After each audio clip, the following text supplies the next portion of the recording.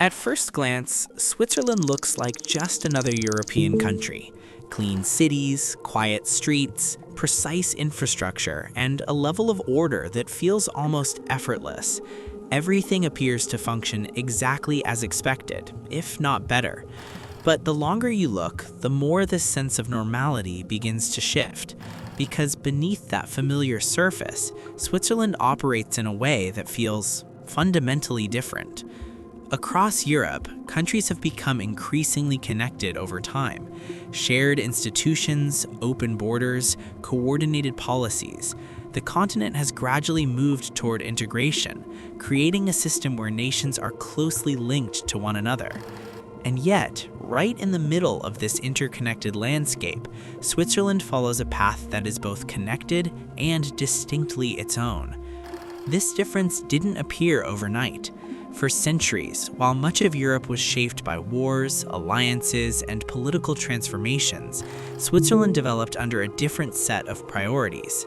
Its long-standing commitment to neutrality allowed it to remain outside many of the conflicts that defined the continent's history.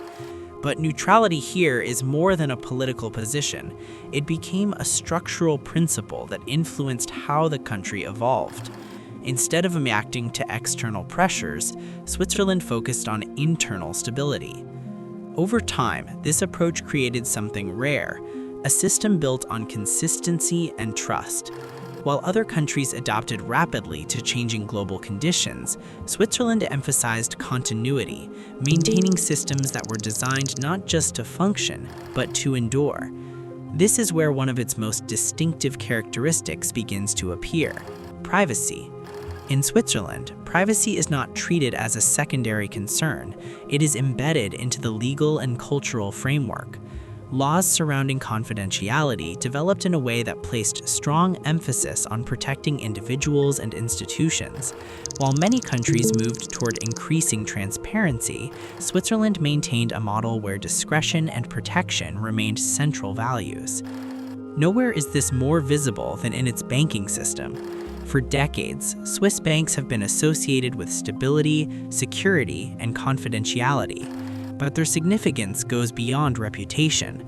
They represent a broader philosophy, one that prioritizes long-term reliability over short-term reaction. Wealth placed within this system is not just stored, it is positioned within a structure designed to minimize exposure to uncertainty.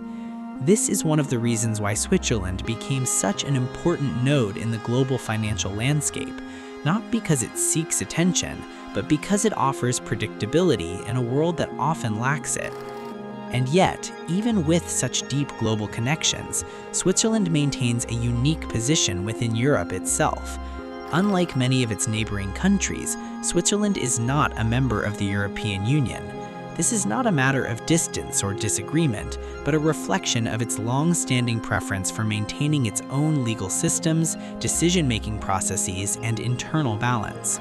While it cooperates closely with the EU through numerous agreements and partnerships, it has chosen to preserve a level of independence that allows it to operate according to its own structure. In a continent that has increasingly moved toward shared governance, Switzerland represents a different model, one where integration and independence exist side by side. And this independence is not only institutional, it is also shaped by geography. The country is defined by the Alps, one of the most dominant mountain systems in Europe. These mountains are not just a backdrop, they actively shape how Switzerland functions. Movement is constrained, expansion is limited, and space must be used with precision.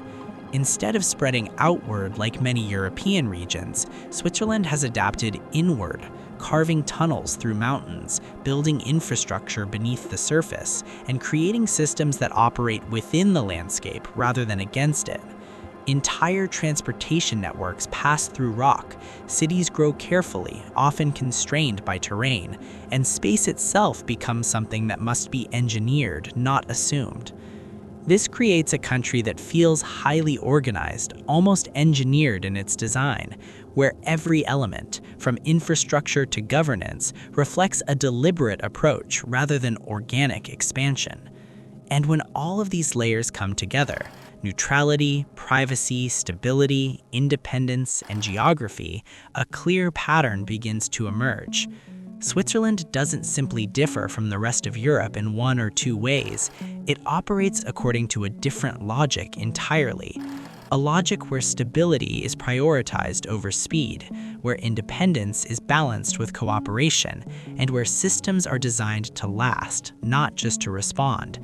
It is deeply connected to Europe, economically, culturally, and geographically, but at the same time, it exists slightly apart from it. Not separate, not isolated, but distinct. And once you begin to notice these differences, it becomes clear that Switzerland is not just another European country. It is a country that has quietly built its own version of how a modern state can function, one that doesn't fully follow the same path as the rest of the continent, and doesn't need to. But what does this difference actually mean in practice? It means Switzerland doesn't just look different, it functions differently on a daily level. Decisions are made closer to the people. Systems are built for long-term stability, and change happens carefully, not impulsively. Nothing is rushed, and very little is left to chance.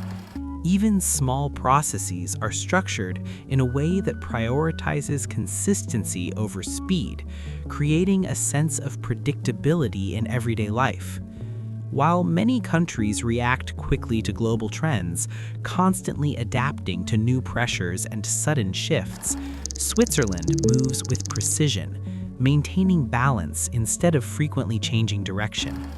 This creates a rare sense of continuity, a system driven not by urgency, but by structure and long-term thinking. It doesn't try to lead every change, but it doesn't fall behind either, adjusting gradually and moving forward at its own steady pace. This approach shapes everything, from how cities develop to how decisions are made and how people experience everyday life. There is a clear sense of order, not because everything is tightly controlled, but because systems are designed to function together seamlessly over time. Stability here isn't accidental. It's the result of deliberate choices made across generations, refined and preserved rather than constantly replaced. And that's where the real contrast becomes clear. Switzerland is deeply connected to Europe through trade, culture, and geography, yet it operates on its own terms, maintaining a careful balance between independence and cooperation. Not better, not worse, but a completely different way of functioning within the same world.